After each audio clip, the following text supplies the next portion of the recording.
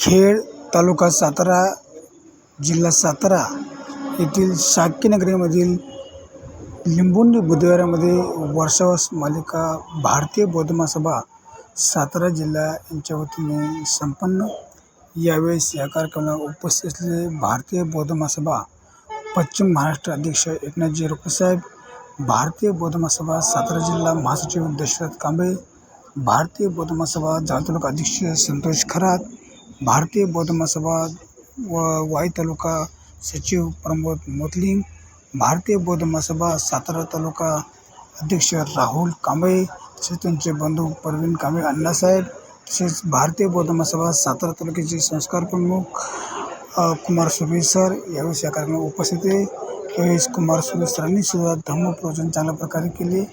दशरथ कांबळे व एकनाथ रुपसाहेबांनी सुद्धा या ठिकाणी धम्मप्रवचन केले।